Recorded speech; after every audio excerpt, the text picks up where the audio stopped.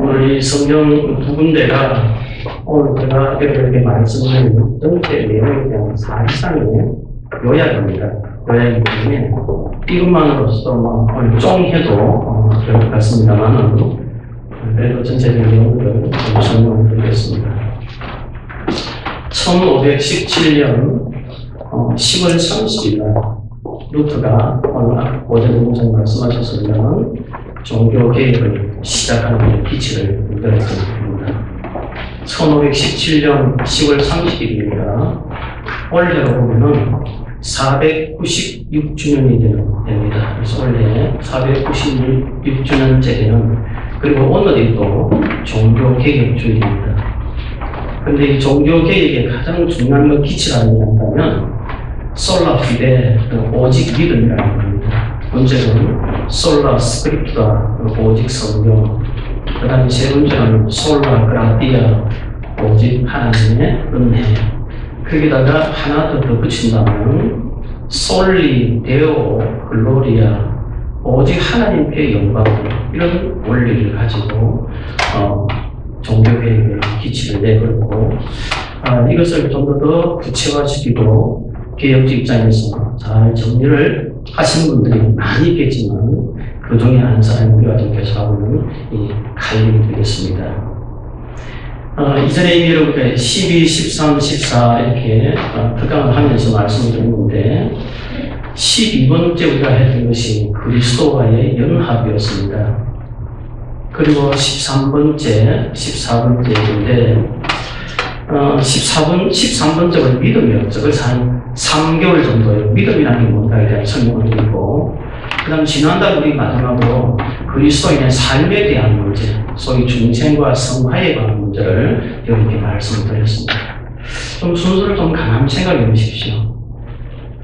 그리스도의 연합, 그리고 13번째가 믿음인데, 믿음은 우리가 지적으로 인식하고, 그리고 신실하신 하나님께서 나에게 그 믿음의 말씀대로, 그 말씀대로 이루어 주실 것이라는 그 신뢰에 대한 확신을 우리가 믿음이라고 정의를 내렸습니다. 그리고 이런 믿음은 그냥 우리가 믿는 것이 아니라 믿음은 곧 성령의 역사였다라고 했습니다. 그리고 지난달 여러분에게 말씀드렸던 것이 이렇게 이제 믿음을 가진 사람들이 구체적으로 살아내게 될 때에 이렇게 중생과 성화에 관한 문제를 얘기하면서 자기 자신을 부인해야 된다. 자기 십자가를 지어야 된다. 그런 말씀을 드렸습니다. 오늘 여기서 우리가 15번째가 칭입니다. 칭이 어렵다고 인치는 것. 그래서 신학적으로는 이신칭이 믿음으로서 어렵다는 그런 내용인데요. 여러분, 칼빈의 기독 강의 순서를 본다면 좀 뭔가 좀 불안전함 같은 그런 게 느끼지 않습니까?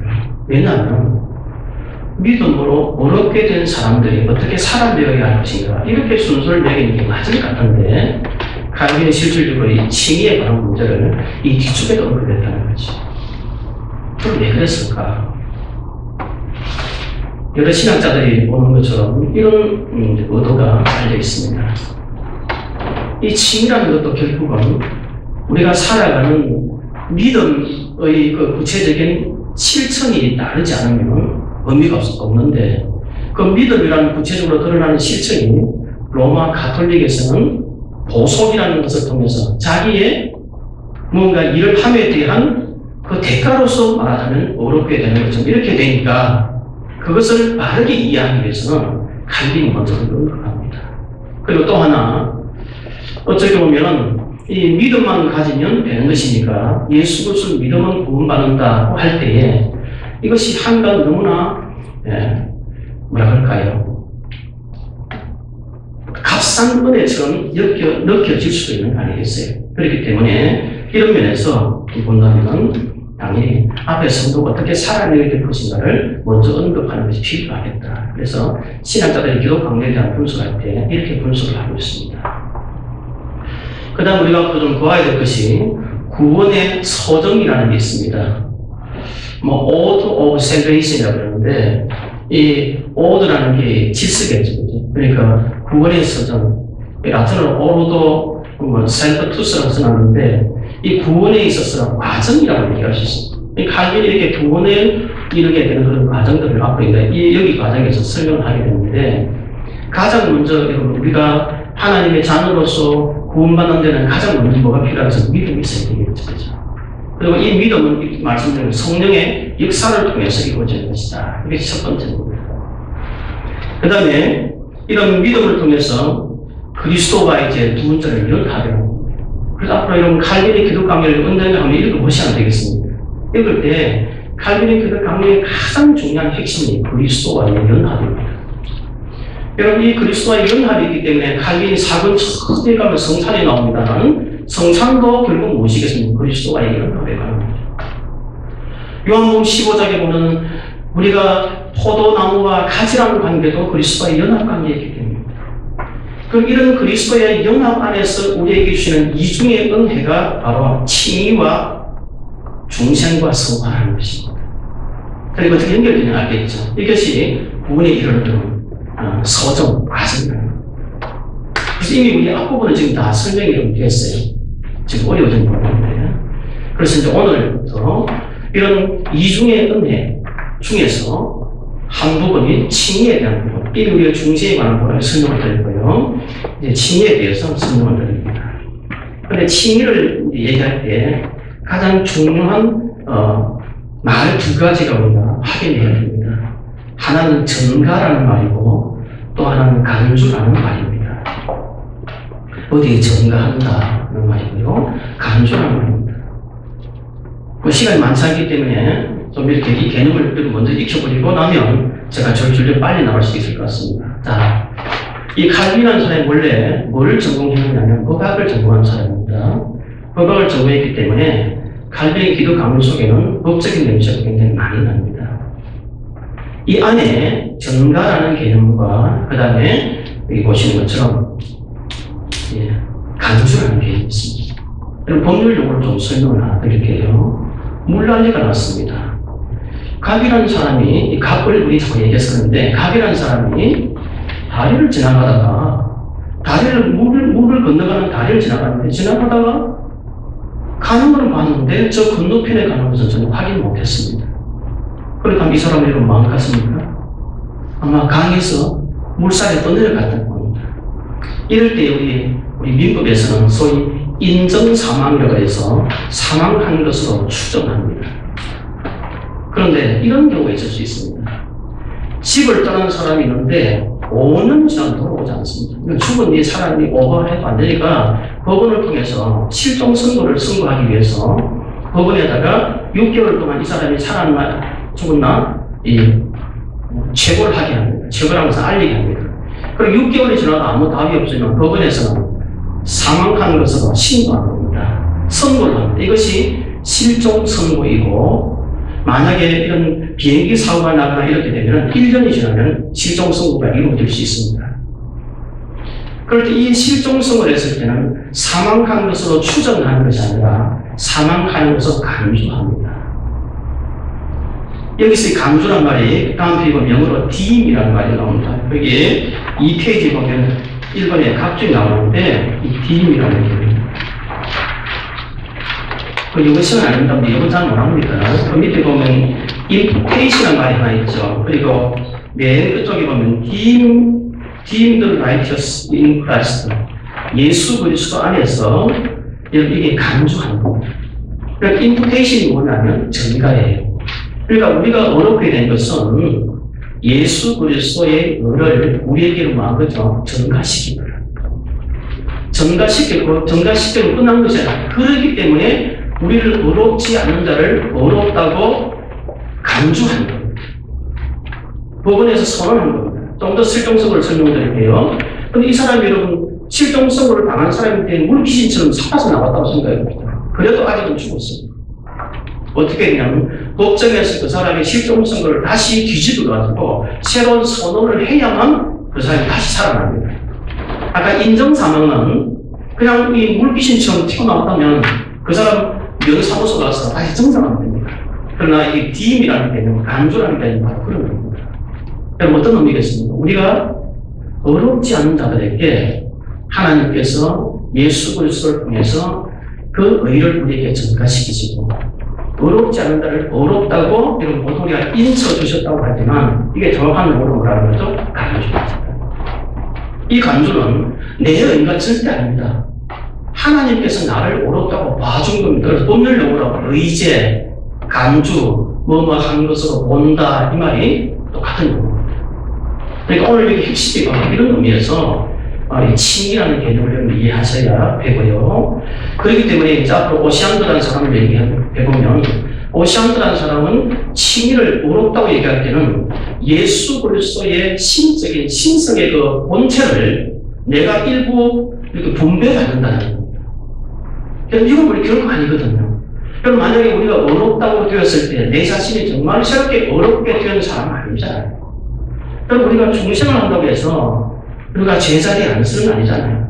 우리가 완전히 하나님 나라에 갔을 때 우리가 온전한 사람이 될 수는 있다 하더라도 우리는 죄성을 가지고 있는 사람이기 때문에 바울사도 오브라 공간자로 누가 사망에서 나를 건져내라. 내 속에 두 법이 늘 왔다 갔다 한다는 그 의미에서 보면 여러분 분명히 예수 그리스도 믿었다 하더라고요. 아브라함이 하나님의 자녀로서 그를 인정했다고 하더라도 여러분 그 아브라함이 그걸 끝났습니까? 아니잖아요. 그런데 오시안드는 그게 아니라 어렵게 되면 이 본체가 완전히 어렵게 된다는 거예요.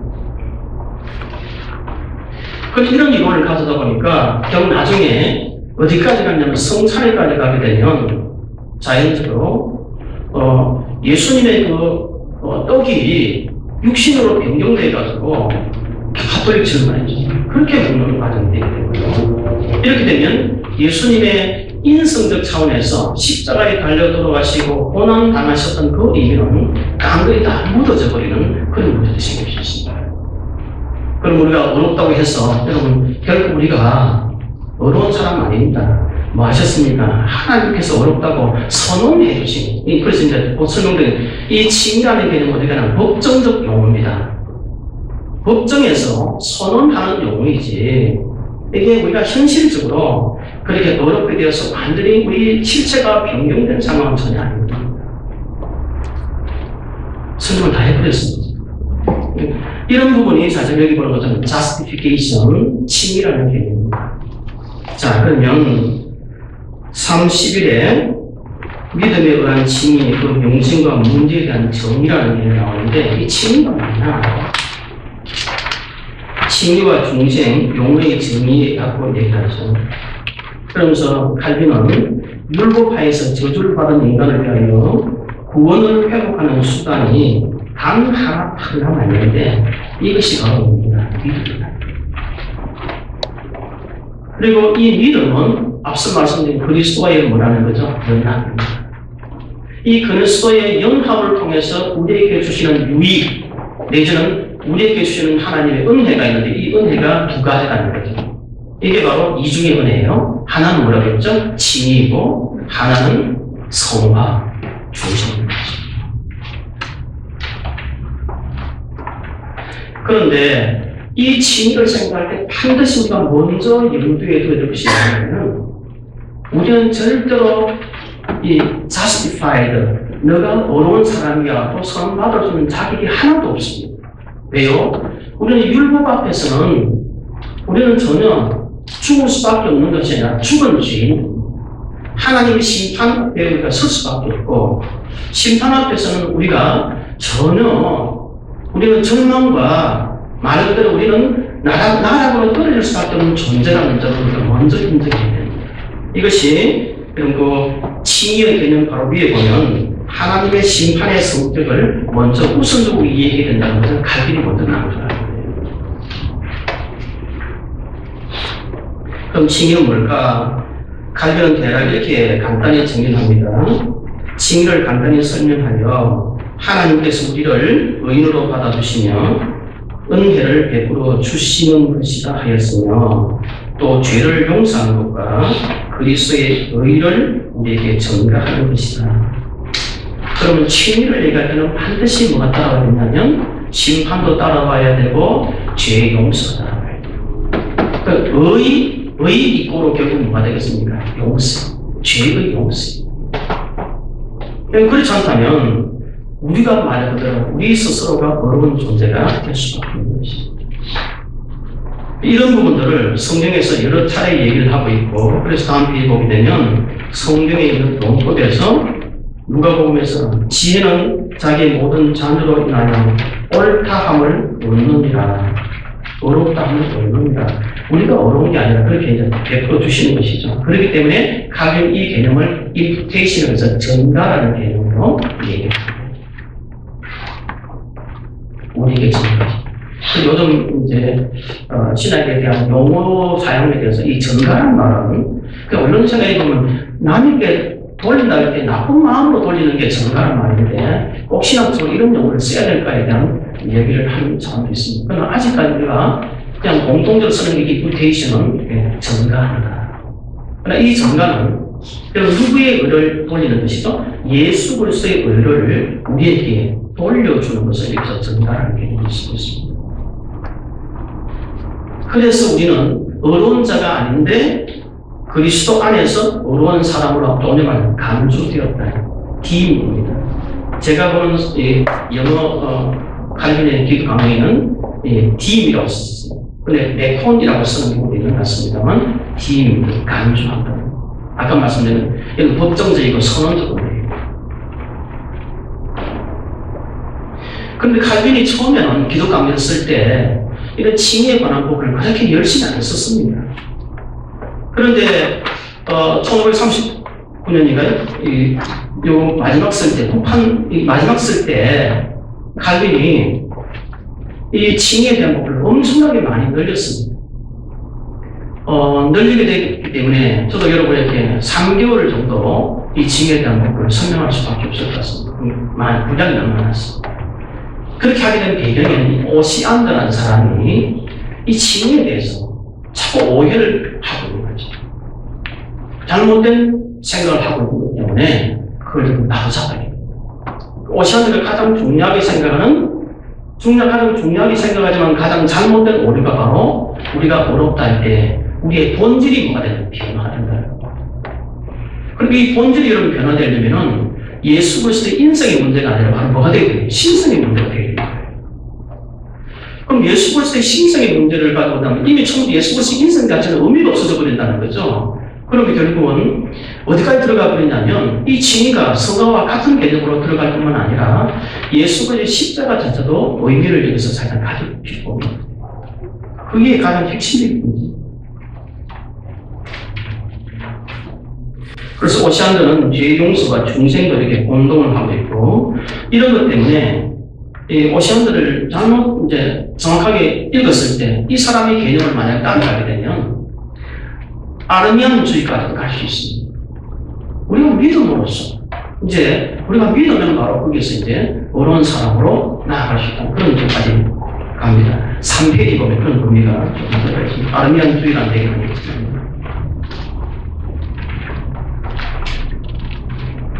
그런데 칼빈은 그게 결코 아니다. 우리가 이렇게 어렵게 된 것은 칭의는 어디서 왔다는 육본이 중요합니다.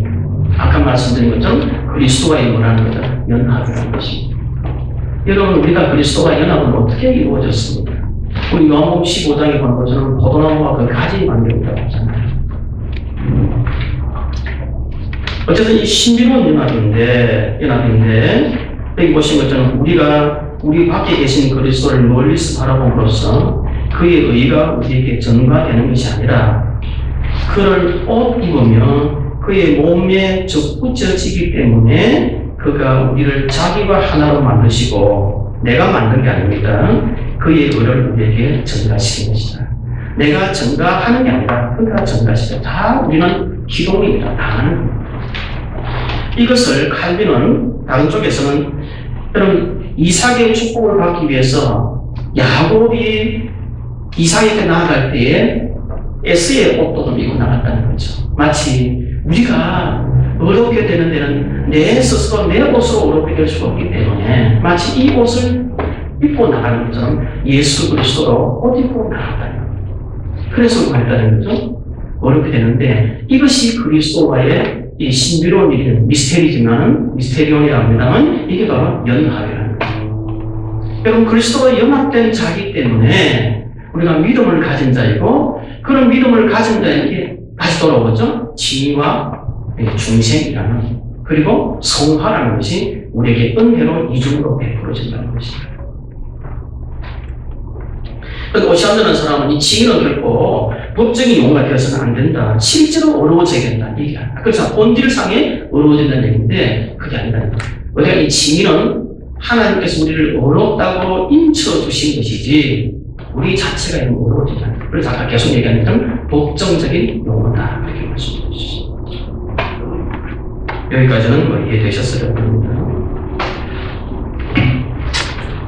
그래서 4페이지 왼쪽에 한번 보십시오. 갈리는 칭의는 오로지 법정적으로 전가된 의에만 기초하는 그리스도와의 본능적인 연합과 성령의 역사를 통한 오로지 믿음으로만 의롭다함을 아는 것이다 라고 이렇게 전제되어 있는 것입니다. 그런데 또 한편에서 이제 다케타를 보겠습니다. 로마 가톨릭의 철학의 핵심이 스콜라 철학입니다. 스콜라 철학인데 이 스콜라 사상이 좀 문제가 있는 거예요. 여기서 보시는 것처럼 믿음에 의한 의와 행위에 의한 의를 이거를 같은 것으로 생각하면 분명히 갈리는 다른. 만약 그것을 같은 것으로 보게 되면 다 엉터리 됩니다. 그럼 이거 두 개는 분명히 말하는 거죠? 다른 것입니다. 그렇다면 중생한 사람의 행위도 칭의를 얻을 수 있을까요? 얻었다고 할 수 있을까요? 노겠죠. 만약 이것이 예스가 된다면 로마 가톨릭으로 가는 겁니다. 너는 이제 이런 행위 잘하고 너는 어려운 사람이야 라고 인쳐줄 수도 있습니다. 아까도 말씀 그러나 여러분 아브라함이 그것을 의로 여겼다고 해서 아브라함이 이후에도 완벽한 의인으로 되지 않았잖아요. 갈비는 그렇게 얘기하고 있습니다. 그러므로 4페이지 보는 것처럼 우리가 어려움을 받는 데 대한 성경의 판단은 성경은 믿음에 의한 의에 대하여 우리 자신의 행위를 보지 말고 하나님의 자비와 그리스도의 완전 승만을 보라고 말합니다. 우리가 이미 여러분 로마서 3장도 읽었고 에베소서 2장도 읽었잖아요. 이미 다 나와 있지 않습니까? 값없이 베푸시는 하나님의 인애입니다. 죄인을 포용하신 것입니다. 여러분 그렇기 때문에 우리는 나락으로 떨어질 수밖에 없고 심판 앞에서 우리는 절망에 떨 수밖에 없는 존재인데 하나님 우리를 이렇게 어렵다고 간주해 주셨기 때문에 우리에게는 희망과 소망이 우리 가운데 있다는 것입니다. 이게 나중에 결론을 떠나는 것입니다.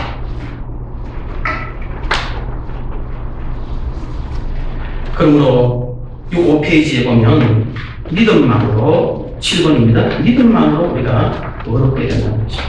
분명히 오해를 하셔서는 안 될 게 로마 가톨릭에서는 믿음뿐만 아니라 뭐가 필요하다? 행위도 있어야 된다 하는데 아까 말씀드린 솔라 휘데 이 휘데란 말은 FIDE입니다. 이게 우리가 믿음이라는 거죠. 솔라 여러분 태양은 하나밖에 없죠. 그죠? 이 솔라 이 솔라라는 말 자체가 only 오직 근데 실제 우리 로마서의 성경에 믿음이란 말이 나와요. 오늘 우리가 읽었던 말씀이죠. 로마서 3장 27절에 보면 그런 자랑할 때가 어디 있냐 있을 수가 없느니라.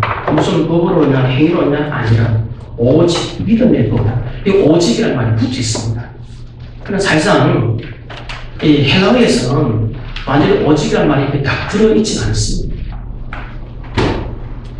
그래서 칼빈도 야 only 나는 믿음만이라는 게 없잖니 라고 비판하는 것에 대해서 칼빈은 이런저런 얘기를 들면서 결국 이런 과정을 통해서 보면 오직 우리는 믿음만으로서만 말 수밖에 없다. 어렵게 될 수밖에 없다. 그렇게 얘기를 하게 되는 것입니다. 율법의 행위로는 결코 우리가 어려울 수 없다. 그러므로 로마 가톨릭도 잘못했다. 오시안도 잘못했다. 이 방어죠. 그렇다면 이제 5페이지 보는 것처럼 다만 그리스도의 의에 의해서 죄가 용서됩니다. 그러면 우리가 칭의를 생각할 때 반드시 생각해야 될 것이 우리가 어렵게 되었다는 그 생각 이전에 바로 예수 그리스도를 통한 우리와 하나님과의 화해와 그 다음에 우리 죄에 대한 용서를 먼저 생각하셔야 됩니다. 믿음에 오는 하나님과의 화해이며 이 화해는 곧 죄의 용서이다. 그럼 아까 말씀드린 것처럼 이 의라는 개념은 바로 다른 말로 바꾸면 뭐가 돼요? 용서라는 개념으로 바뀝니다. 심판이 우리에게 있는데 심판 없이 우리에게 용서가 될 수 있었던 이유는 무엇일까? 바로 그리스도와의 연합을 통해서 이런 하나님이 베풀어 주신 그 이적의 은혜가 우리 가운데 있기 때문이다. 이렇게 계속 이어지는 것입니다.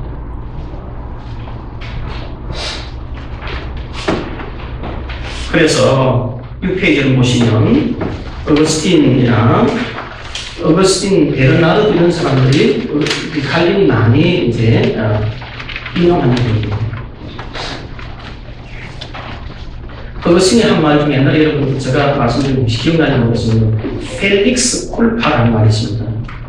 멘델스돈 이 사람 이름이 펠릭스 나중에 뭐 해가지고 멘델스돈 이 펠릭스란 말은 그 기쁨 콜파란 말은 영어로는 책임입니다. 죄예요. 기쁨 또는 축복받을 죄요. 여러분 어거스틴이 축복받을 죄라고 말하는 것이 우리가 죄성 속에 있는데 우리가 죄로 인해서 심판받을 수밖에 없는 자인데 그런데 우리에게 뭘 주셨다는 거죠? 예수 그리스도를 통해서 이런 구원의 자리에 설 수 있게 하시기 때문에 하나님 앞에 축복받을 죄라고 이렇게 외쳤습니다. 그래서 보십시오. 이 세상에 있는 성도들의 의는 완전히 득성이 있지 않고 죄의 용서에 있다. 그렇게 얘기합니다. 베르나르도는 마찬가지입니다. 그럼 3.12로 보십시다. 우리는 하나님의 거저 주시는 칭의의 교훈을 깊이 확신하기 위해서 하나님의 심판대를 우러러보아야 합니다. 아까 말씀을 제가 드렸습니다. 여러분 전체 흐름을 지금 이해하고 계실 겁니다. 칭의라는 얘기를 할 때는 그리스도의 연합을 떠나서 얘기해서는 안 된다. 칭의를 먼저 생각하기 위해서는 먼저 우리는 심판받아야 될 마땅한 자이기 때문에 그 심판대 앞에서 우리를 본다면 우리는 정말 좌절과 절망밖에 뜰 수밖에 없다는 거죠. 이미 율법을 말씀드리고 말씀드렸죠. 그러므로 하나님의 심판대 앞에서는 아무도 어려울 수가 없다는 것입니다. 그래서 욥을 보고 얘기하지 인생이 어찌 하나님보다 어렵겠느냐 그런 얘기를 하셨습니다. 하나님의 심판 앞에는 공포와 우리 고민밖에 사실 없어. 그밖에 없겠죠. 칼빈은 태양을 한번 보십시오. 저 밝은 태양 한 번만 쭉 봐버리면 이제 눈이 멎어지는데요. 그런 것처럼 하나님의 그 위대하신 그 하나님의 그 앞에서 우리가 어찌 감히 거기서 우리를 어렵다고 얘기할 수 있겠습니까? 그래서 7페이지 보신 것 같이 진정한 의의 증인 어거스틴과 베르나르도 이렇게 인용하는데 두 번째 줄을 보면 놀라우신 예수 그리스도께서 우리의 중보자시며 우리의 죄를 위한 대속물이 되시다는 것만이 우리에게 이제 희망이다라고 합니다. 그 다음 그 두 번째 보시면 하나님 앞에서의 양심적인 자기 비판은 선행이 있노라는 생각을 일체에 버리게 하며 하나님의 자비를 받아들입니다. 제가 페이스북에서 깜짝 놀란 게 있습니다. 오늘 신부님이 이 강설을 하고 있습니다. 오늘 우리 목사님이 말씀하시던 WCC 얘기할 때 말씀하시던 거죠. 구원은 이거 말고도 얼마든지 있다. 그래 그걸 스스럼 없이 자기 신부들 앞에서 얘기한다. 예수 그리스도만이 아니고 우리가 이성을 통해서 착하게 사는 거 다 구원받는 것이다.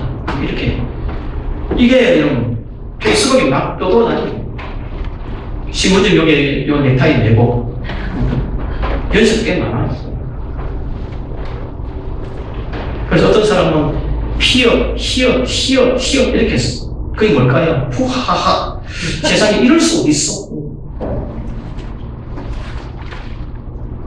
그런데 아까 WCC 여러분 그 칭령 중에 바로 그런 내용들이 거기에 들어가 있습니다. 이미 종교 다원 중에 들어가 있는 거예요. 그러니까 가톨릭에서는 그걸 가톨릭에서는 그거 스스럼 시사상 받아들여요. 그래서 좀 잘 한번 지켜보세요. 이번 엑스코에 로마 가톨릭도 아마 올 겁니다.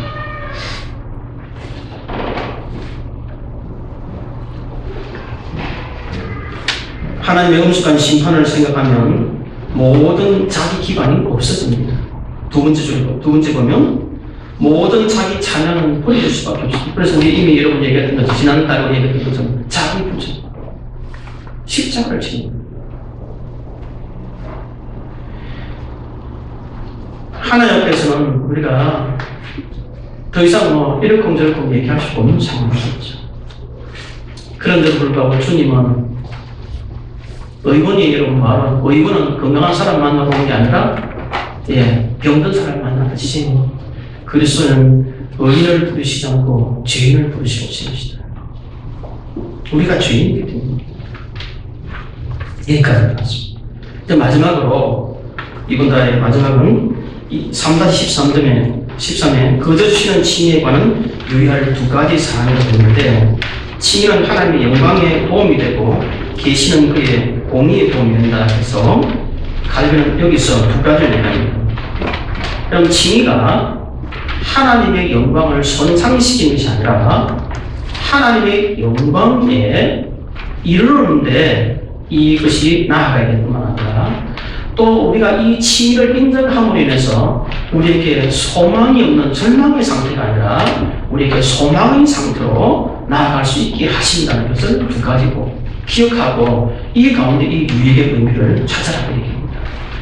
그래서 갈비는 거기 1번과 그 뒤에 있는 2번은 조금 전에 말씀드린 이 칭의를 통해서 사람의 행위에 대한 의가 아니라 하나님의 그 의를 생각하는. 그래서 제가 라틴어로 얘기를 해서 죄송합니다만은 솔리, 그 다음에 데오, 글로리아. 솔리가 솔라인 거죠. 데오는 이거는 하나님입니다. 오로지 하나님께만 뭐예요? 영광만. 이게 바로 칭의의 주제입니다. 그리고 여러분 우리가 절망 상태에 빠질 수 없는 자임에도 불구하고 우리를 어렵다고 전가시키고 간주해 주셨기 때문에 우리 가운데 뭐가 있는 거죠? 소망이 있고 희망이 있는 것입니다. 그래서 9페이지 보면 3사가 그거죠. 자기 의를 보아서는 양심의 평안을 얻지 못합니다. 그런데 자기 의에 유의하는 것도 약속도 무효입니다. 그리고 어디에 신뢰를 간다면 하나님 앞에서 예수 그리스도를 통해서 하나님 주신 이 믿음의 이 약속을 우리가 신뢰할 때에 우리에게 여러분 어렵다고 전가하시고 우리에게 어렵다고 간주해 주셨기 때문에 이제 우리는 어디에 설 수 있는 것입니까? 구원의 자리에 설 수 있기 때문에 우리에게는 절망이 아니라 평안입니다. 그래서 마지막에 5번에 보면 뭐가 나와있습니까? 하나님의 지켜입니다. 거저 주시는 은혜를 믿어야만 양심이 평안하며 기쁨에 기쁨입니다. 여기까지가 오늘 칼빈이 말한 것 중에 하나. 좀 정리가 될지 모르겠습니다. 그래서 이렇게 생각해 보십시오. 아까 말씀드린 구원의 서정을 생각해 보십시오. 구원의 이런 과정입니다. Order of Salvation인데 이게 어떤 질서를 통해서 이루어지는 것입니다. 그때 아까 말씀드린 처음 우리가 믿음이에요. 믿음은 성령 역사를 통해서 믿음이 이루어지겠죠. 그 다음에 이 믿음을 통해서 그리스도와의 이런 어디로 이루어갑니까? 연합으로 이루어집니다. 구체적으로 그리스도와의 연합이 우리가 뭔가에 대해서는 여러분 더 앞으로 이제 생각하시죠. 내가 그리스도와의 연합이 된 상태에 든다. 그리고 이런 연합을 통해서 우리에게 돌아오는 이 여러분 유익이 뭐예요? 정말 이중의 은혜라는 거죠. 여기서 중생과 성화, 칼빈을 같이 묶어서 해요. 그리고 또 하나는 무엇이겠습니까? 칭의라는 것이. 그것이 10페이지 끝까지 지금 나왔습니다. 그리고 어쨌든 간에 칼빈을 생각할 때 꼭 이런 염두에 두셔야 될 것이 뭐냐면 그리스도와의 뭐예요? 연합이다. 그리스도. 내가 지금 그리스도와의 연합을 하고 있다는데 어떤 모습으로 연합하고 있을까?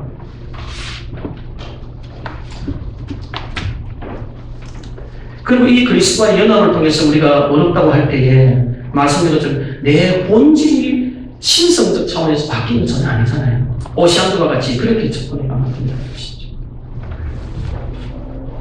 그러므로 우리가 중생이 되었다고 해서 바로 우리가 말 그대로 우리 본질이 어렵게 된 것은 전혀 아니잖아요. 그렇습니다. 아까 아브라함을 들어서 얘기했었습니다.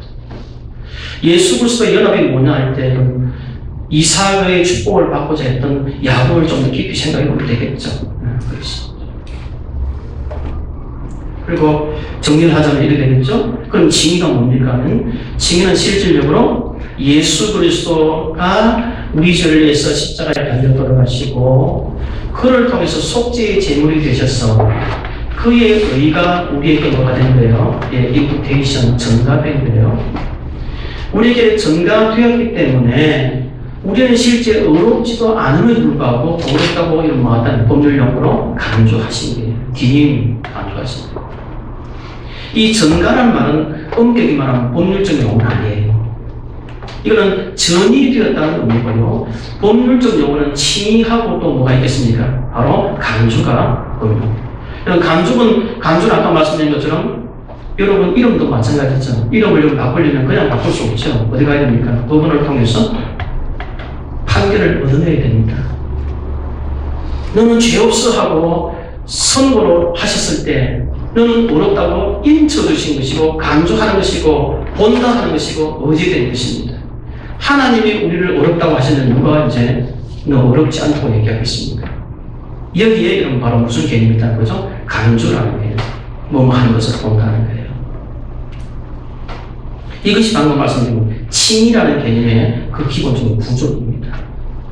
그리고 이 칭의를 생각할 때마다 늘 생각해야 될 것이 뭐예요? 바로 하나님의 영광과 나를 이렇게 어렵지 않은 자에게 어렵게 해 주셨으므로 그 안에서 그리스도 안에서 내가 평안과 기도를 할 수 있는 그 기쁨이 우리 가운데 주어졌다는 것입니다. 이것이 갈릴리 말하는 징의 지금 앞으로 더 있겠지만 징의를 통해서 얻게 되는 우리의 유익이라는 것입니다. 여기까지 설명 드렸습니다. 그래서 좀 더 차근차근 이 내용을 또 읽어보시면 좋겠고요. 법률 용어지만은 그렇다. 이런 용어를 통해서 좀 더 justification, 이심칭이라는 칭이라는 개념이 구체적으로 어떻게 드러나는가를 좀 더 확인하시면 좋겠습니다. 기도하시겠습니다.